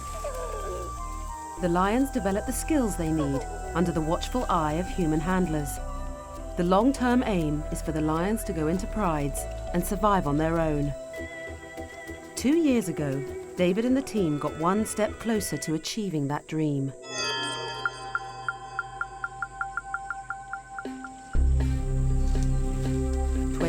August 2007. It's release day for a pride of adults. 2 males and 5 females are about to be moved into a 500-acre site. Much is riding on this release. It's a first for the program and a measure of things to come. It's a major thing, and knowing that the site is now ready, that in just a couple of hours' time, there's going to be lions roaming around in there, it really is. It's like I feel like a kid on Christmas Day. Oh my God. David's excitement is short-lived. She's had a bit of a beating. His favourite lion has been injured. Oh, Fire. Come on. 2-year-old Fire was the first lion David reared from birth. Oh, you had a hard time, didn't you? She's been hurt in a fight with the lead male, Maxwell, as he tried to assert his leadership over the pride. When we put the group together, one thing that the males will do is go around each of the females, give them a fat slap just so you can place his dominance over them. And Fire was always going to be the one that wasn't necessarily going to, take to that very well. So she's sustained a few injuries. You got beaten up, didn't you, girl? Thankfully, Fire's wounds aren't as bad as they look, and the park vets confirm the release can go ahead. The project staff and volunteers gather to witness the moment of truth. Come on, beautiful girl. Okay? It's gonna be okay. Hey, sweetie. I'm nervous, I'm excited. I can't wait to get the gate open, and these are the keys. The lions are radio collared so that the team can track them after the release. See you next time. Come on, boy. David has no way of knowing how Fire will settle in the pride. From now on, it's down to her. Yeah, Fire's my little kiddie. It's from the moment I picked her up when she was this big, to see her out here and where she's supposed to be, she can go out and live the life that she was born to be.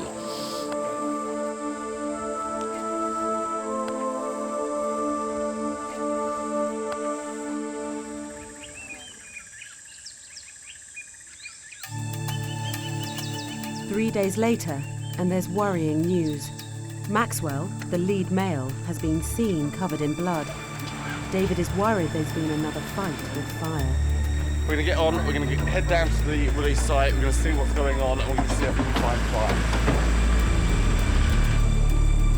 The team rush to the site and find Fire alive, but caked in blood. It's obvious there's some great news. The pride has made its first kill, an eland, Africa's biggest antelope, but the situation is hard to read. What we need to try and work out is whether she's had a fight with Maxwell at some point overnight, and that's injuries, or has she already been at the kill, and that's blood from that. Either way, she's sitting away from the rest of the group at the moment.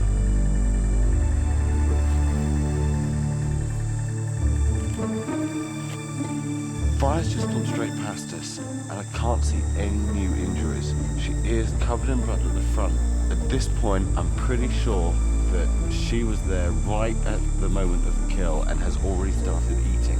We still have that worry that fire seems to be having an issue from a social point of view. A wild lioness, rejected by her own pride, has little chance of being accepted by another, and surviving alone is hard. Fire is sitting off to one side. She's keeping a very, very keen eye on what's going on. And I'd expect once Maxwell's had his fill, she'll get her chance to come back in. Having established that Fire isn't hurt, David can reflect on the bigger picture. The key thing here is they've made a kill. It's the morning of day 3. We knew that if we gave them the right experience to allow them to practice their hunting when they're a bit younger, they would be prepared and ready to start hunting in this release site pretty much straight away. It's actually happened maybe a day or 2 earlier than we thought it might, but our program is working. This is it. This is how it is supposed to be happening. Here comes Fire. She's making her way towards the group. So now she's been keeping an eye on the situation. But she's now creeping slowly forward, and hopefully she'll have the confidence to come back to the kill and start eating again. She's up really close now. You can see Maxwell's keeping a close eye on her. There's a bit of growling. And now the whole pride's together.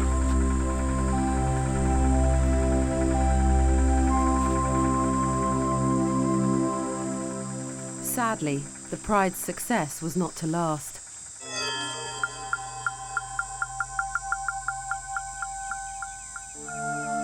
A year after the release, the political and economic upheaval in Zimbabwe forced the team to bring the lions back to the safety of Antelope Park. Hello, Fire. Hello. Closing the release site was a huge blow. Hello, my girl. Hello, sweetheart. But land for a new site has already been found, and David is confident that Fire will have a promising future. You know, she's a resourceful young lion, and she really has found her place in this pride. And this pride here really is the future for the program. It's their cubs that are going to be our first lions released back into the wild in stage 4 of this program. So it's only a matter of time now before I guess I get to be a granddad and watch the cub that I raised from a young'un bring out her little ones and start teaching them. This is the last time David will see Fire for a while, because today he's leaving Antelope Park and heading to one of the project's other sites in Zambia.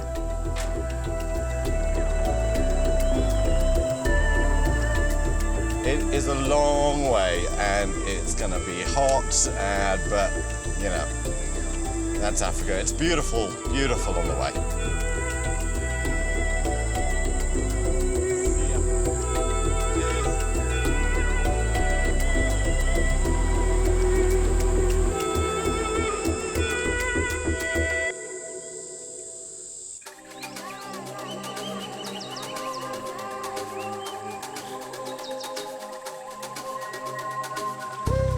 David Youldon works on the African lion rehabilitation and release into the wild program.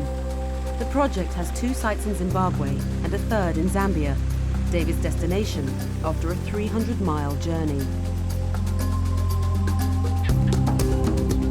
The site in Zambia is in the Mosi-oa-Tunya National Park, which lies along the banks of the Zambezi River near Victoria Falls. An extraordinary variety of wildlife lives here, including elephant, white rhino, and hippo. But the only lions here are captive-bred and part of the conservation project.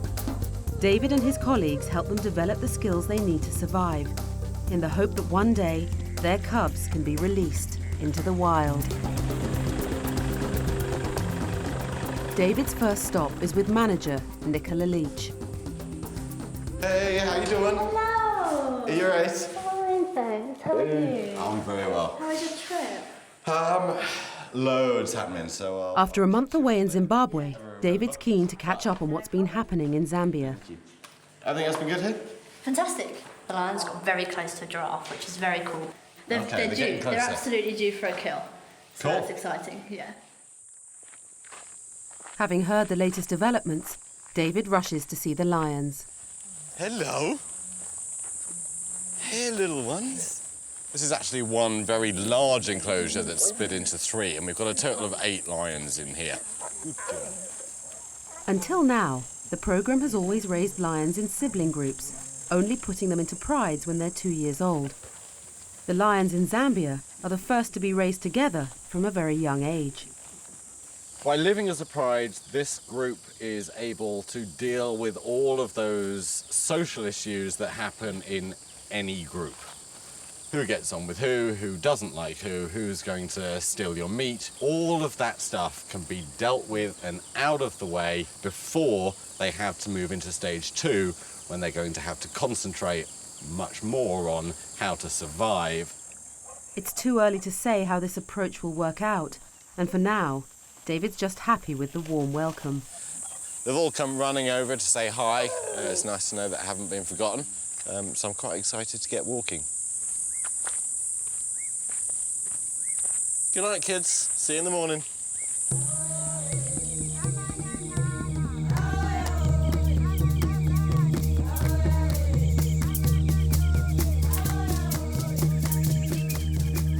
Early next morning, David gets his first chance to walk with some of the Zambian lions.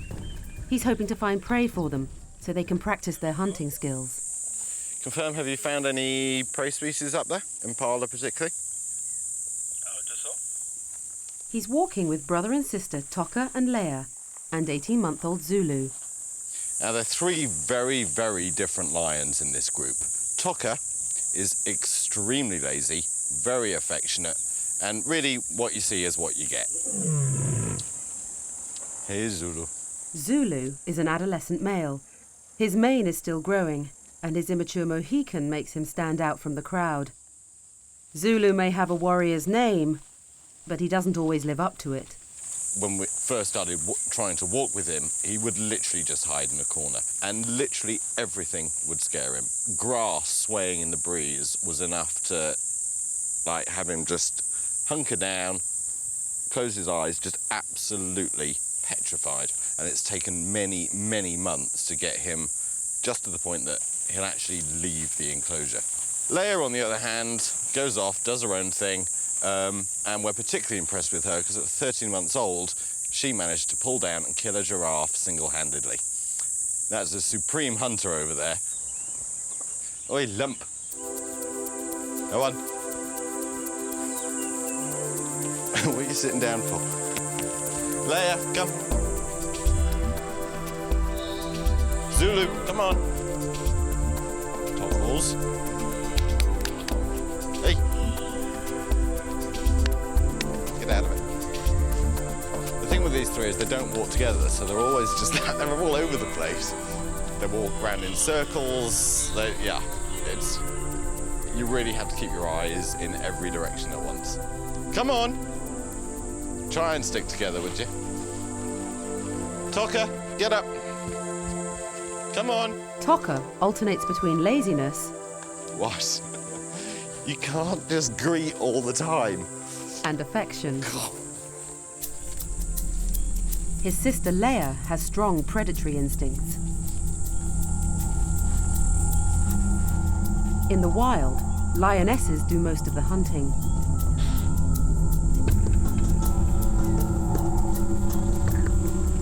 David's not surprised that Leia is the only one focused on finding prey. Leia found some impala, and actually they're still ahead of us, so she's gone into full stalk mode.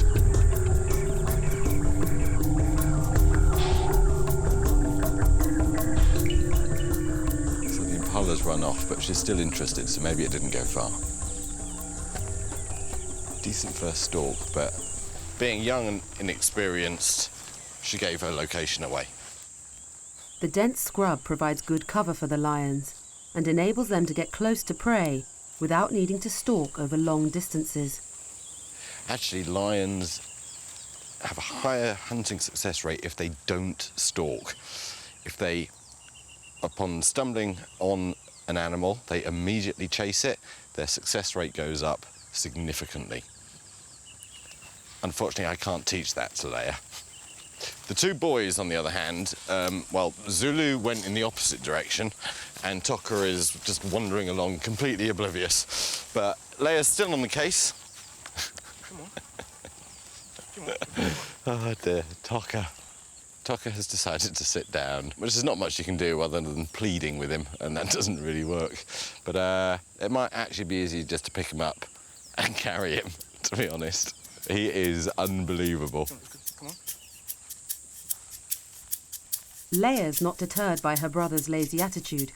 She remains intent on stalking.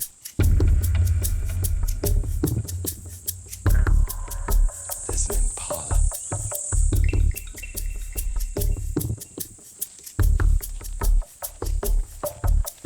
Zulu follows her lead.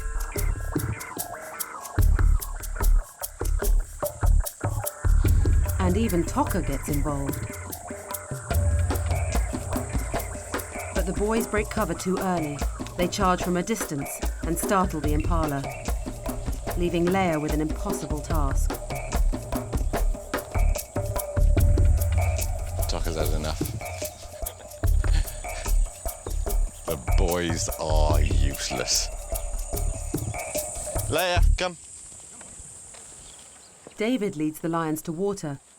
It's time for Leia to relax. You tired, kids? But even at play, her character and potential captivate David.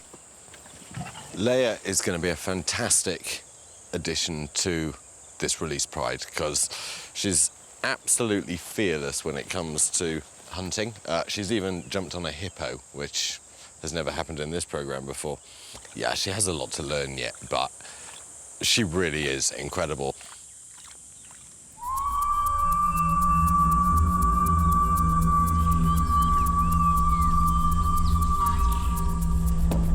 One of the essential skills the program lions must develop is how to hunt at night, and the arrival of a lorry from South Africa takes them one step closer. It's carrying essential supplies to build a secure enclosure, especially for night hunts. We're going to need side cutters and pliers. Tubby Hardman is the fencing contractor. He'll oversee the construction in Zambia's Zimbabwe forest. When all the ropes are ready, we'll start there on top. Tubby's working to a deadline. We're trying to have this job finished before Christmas, so every day now is a problem, especially with the rain coming. Guys, this is heavy. Guys, it's heavy. The 1,000-acre enclosure will allow the lions to practice their night hunting skills without affecting the safety of people in the area. Long term, it will be suitable for the release of lion prides too. It's the culmination of 5 years' work. I'm almost lost for words just to talk about today because when I first arrived at the program in 2004 is when we first applied for the permits to put a release site here in the Zimbabwe forest. And now, here it is. Gents, we'll have to come this side, please. Tubby and his team have a huge job ahead of them, but once the enclosure's complete, it'll play a crucial role in the lions' progress.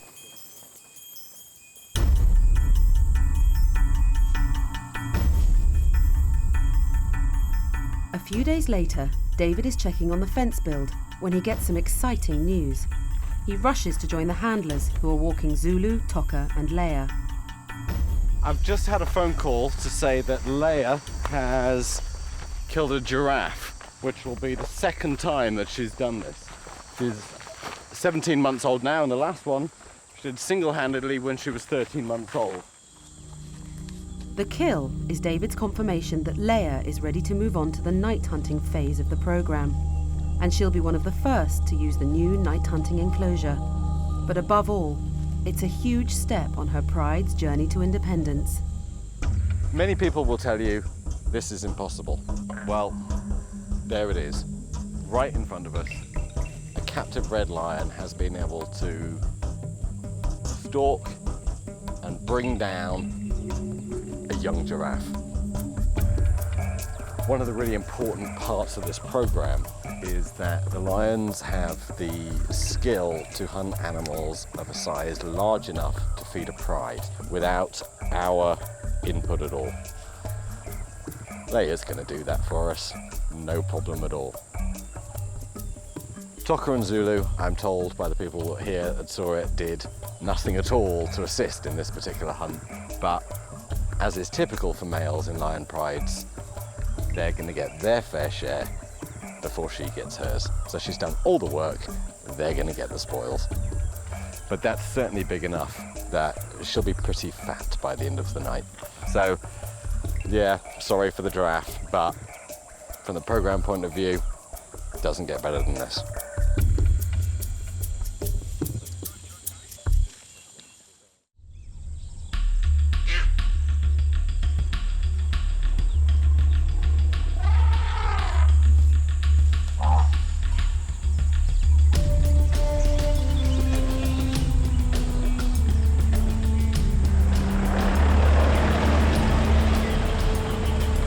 On the border of southern Zambia lies the Mosi-oa-Tunya National Park.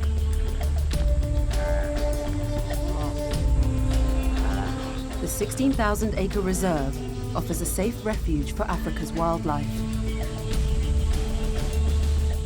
and is also home to 10 captive-bred lions. Come. Raised by human handlers, including David Youldon. Good girl. David came to Africa 5 years ago, and since that time he's dedicated his life to working with lions. The Zambian lions are ready to enter the next stage of development, hunting at night. Work has already begun on a huge perimeter fence, securing 1,000 acres of prime habitat where the lions will be able to hunt for themselves. It feels so close now. Just in maybe 2 to 3 months, Keela and Kwandi and the others are going to be in this area, and we're going to be able to watch them hunting. I mean, it's so exciting. I don't even know quite how to phrase it, but it just feels so close now. As the project moves forward, the first posts have already been laid. Fence contractor Tubby Hardman is driving the build forward. The first step is to create 3 holding enclosures. We've managed to get all the poles into the management pens. At present, we've just finished the drop gate. This will be one of the handling pens within a management pen. And we will then start putting in the concrete apron to prevent the lions digging out under there. Yeah? The project also provides much-needed work for local people. Working conditions out here are very tough. The men that are working here are coming 8 k's in the morning through elephant country, so they walk as a group to protect themselves, and they walk back 8 k's at night. So can you imagine 16 k's in a day to get into work and out of work? Very tough. Kitchen is the chef cooks for the team just under a tree, and as we move along, so if we 4 k's away from here, we just move the kitchen along and we cart all the water in buckets and tanks. About 4 days' time, we'll start putting the wire up now. Everything, all the main posts are already set in concrete and they're drying at this very moment. So I would say in 7 to 10 days' time, we'll have this job just about buttoned up. Is it all right on top, Adam? Yeah. The youngest lions in the Zambian program are 12-month-old sisters Temi and Swana. David hasn't walked out with them for 4 weeks, as he's been working at the project's other site in Zimbabwe. Come on, then. But despite the time apart, the youngsters greet him like one of their own. Hello. Hello, gently. Gently.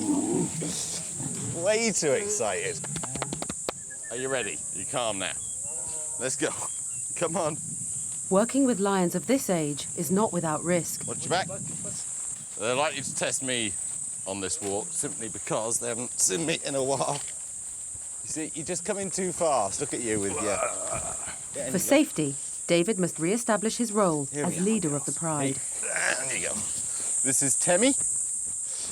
She's quite obvious because she's very, very pale underneath. And Swana here, her sister, is just a little bit darker. At just over 1 year old, they're actually looking a bit tall and lanky, but that's completely normal. around about this age, they actually have a huge growth spurt. Much like adolescents, get a lot of height, but not much width. So, yes, I know. One thing is, these lions haven't seen me in a month, and with people that they recognise but haven't seen for a while, they quite often just test you a bit. But an important thing for me is just to reassert my dominance. And that can be as simple as rubbing the front of the head, which they don't particularly like, but here we go.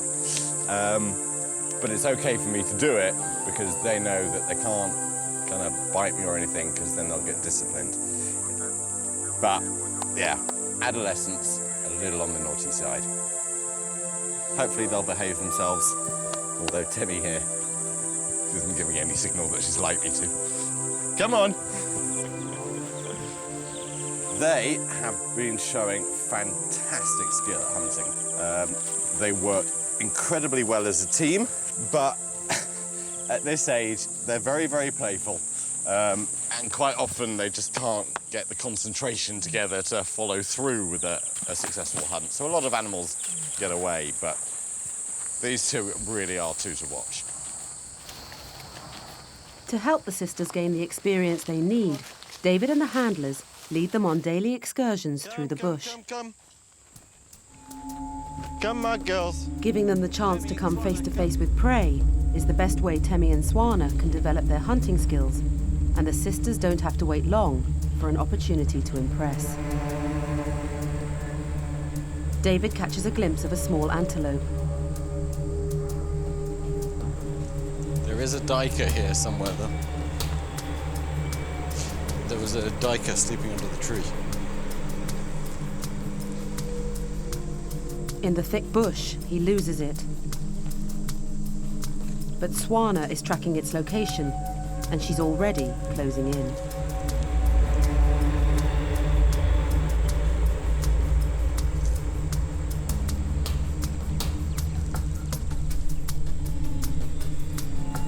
The duiker tries to run.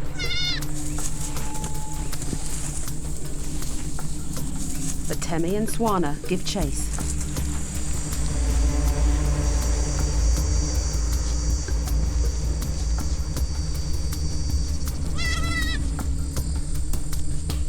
I don't understand what the noise is. Have they lost it?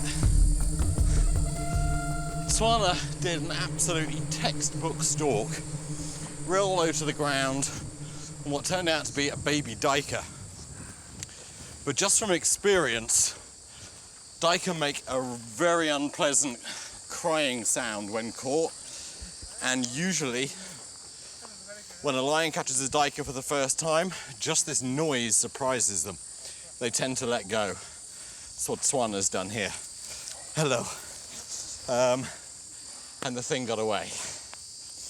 But I can guarantee you, they never make the same mistake twice. Good girls. The duiker has escaped for now, but it won't have gone far. Its instincts tell it to stay out of sight, but its constant distress call leads Swana straight to its hiding place. She's on it. This time, the sisters don't make the same mistake.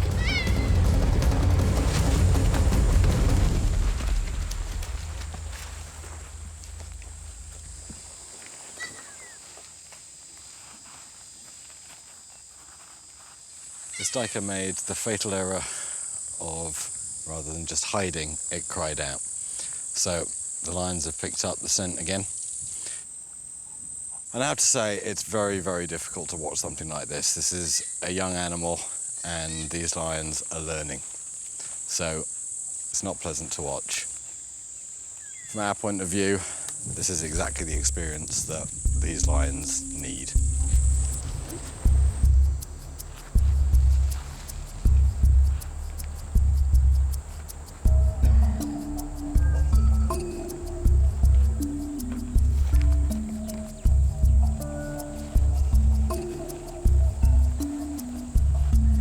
Richard? Hey, Dad. Just be advised that Swana has just made her first kill, one juvenile duiker. Copy that, thank you. Swana has made her first kill. She's 13 months old. It's a young, very young duiker. It's great for her progress in the program. For David, the moment is bittersweet. There's a word for this kind of two emotions at the same time. One is I'm ecstatic that one of our lions has made her first kill. She's on the road to a successful release into the next part of the program. But watching a life end, particularly in not overly pleasant means, which is, you know, the norm for lions, is very, very difficult to watch. So, mixed emotions. But I have to take away, as the sun goes down on us this evening, our program has moved another step forward, and that's what it's about.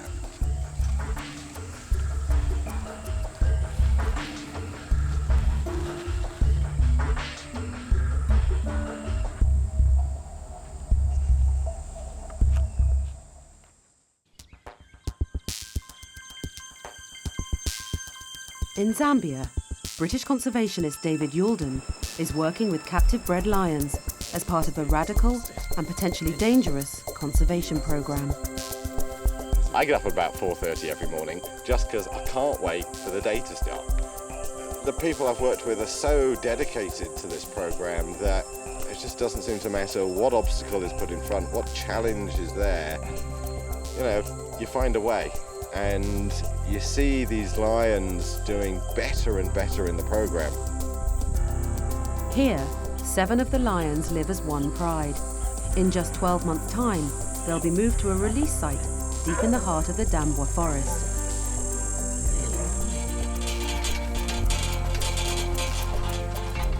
Three management pens are already under construction, and the perimeter fence is beginning to take shape.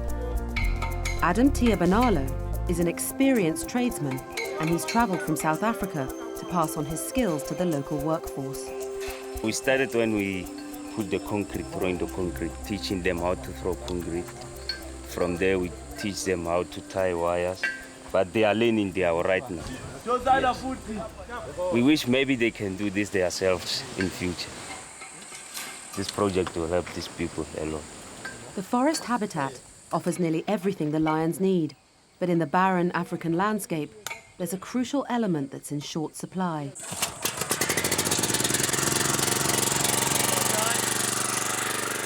The project's founder, Andrew Connolly, and project manager, Richard Leach, have been searching for the vital ingredient. Beautiful sweet water. You know, you can get a saline sometimes. This is nice sweet water, it's great. The importance of any project that you're doing out in Africa in the bush is to find water. If it's for humans, or if it's for the wildlife, or it's for the lions, you can't do anything until you've got water. And it's not always that easy to find, actually. And we've been divining and looking around this area just for a few days. And the first hole we dug, we've got about 11,000 litres now. Water is actually step one of many steps to come. No water, no project, simple as that. And we've got great water here.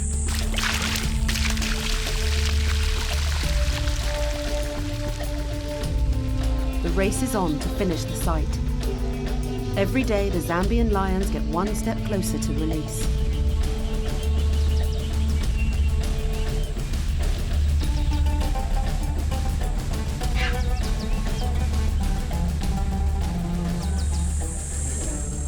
For the release program to be a success, come on, girls. The pride must hunt for themselves. In the wild, that responsibility often falls to the older females. This is going to be one of those short, fast walks. Come on! At the heart of the release pride are 3 successful lionesses. Keela is the alpha female. Her sister, Quundi, is a natural-born hunter. And 16-month-old Loma has strong predatory instincts. Together, they form a formidable team. The national park is the perfect hunting ground. Come on! With an abundance of prey. Quundi, come on!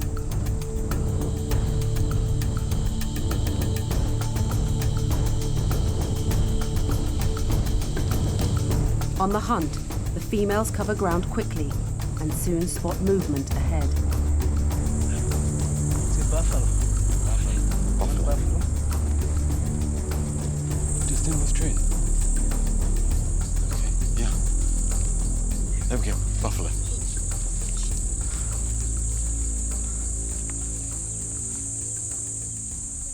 Yeah. Okay, well, the cubs have found a buffalo. It looks like it's one single animal, and at the moment they're trying to surround it. Weighing over 800 kilograms, the lone buffalo is 3 times heavier than a single lion.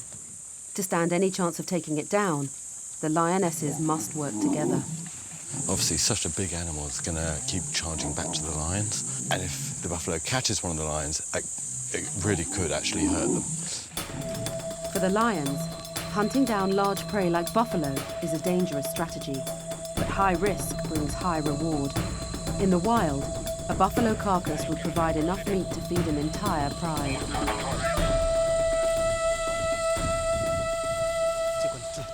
Our project site here in Livingston is actually very different to Antelope Park, because here we are walking within a national park. That brings a whole heap of different issues, most notably wild elephants, wild buffalo, wild hippo, wild rhino and crocodiles, because the Zambezi River is just over there. The lions chased the buffalo for more than a kilometre. But in the confusion, Keela and Kwandi lose sight of Loma, and in the dense bush, the 2 lions suddenly find themselves face to face with not one buffalo, but 2.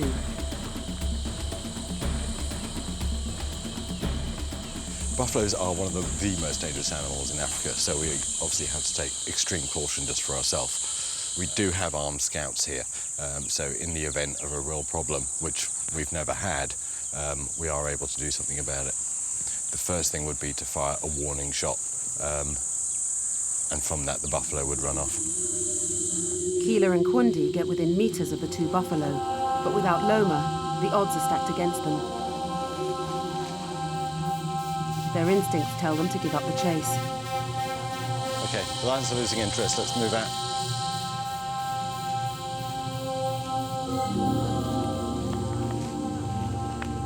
Keela, come on.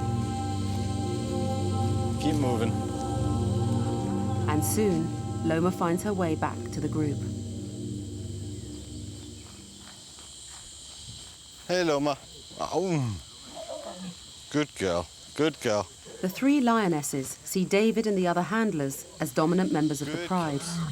After their failed hunt, they seek out physical contact and reassurance. These 3, yeah, they've had their little sort of hunting session now. It's a big bonding session.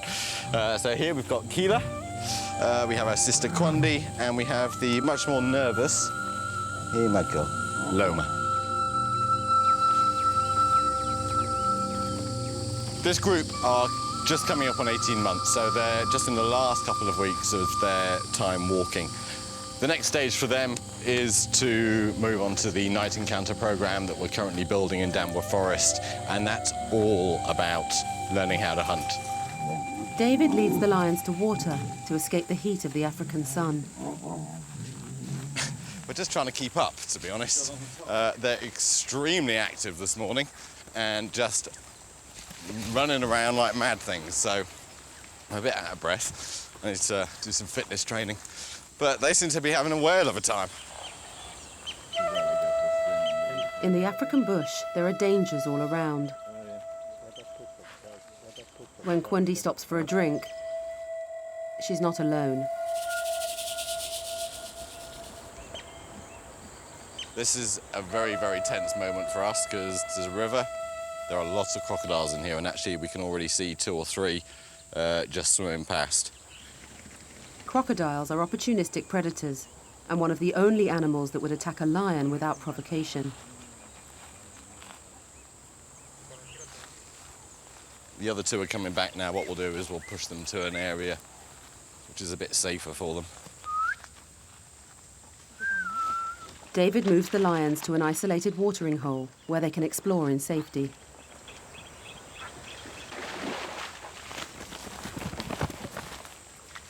The The three females have lived together since they were cubs. Sisters Kwundi and Keela are 17 months old and share a close bond. Loma is the lowliest lion in the group. Where Kwundi and Keela lead, Loma follows, and she often finds herself bottom of the pecking order. Keela is the alpha female of the group. As the most confident lion, she's the first to enter the water, closely followed by her sister Kwundi. Lowly Loma hesitates in the shallows. One interesting thing about these three, which is unusual for lions, is that they absolutely love water, but they will even go out of their depth, so they're actually swimming. The lions are led to water every day, and Keela has been a water baby since birth. You see, whole head under. Lions don't do that. Of all the lions that we've raised, I've never seen lions, by choice, fully swim and fully put their head underwater.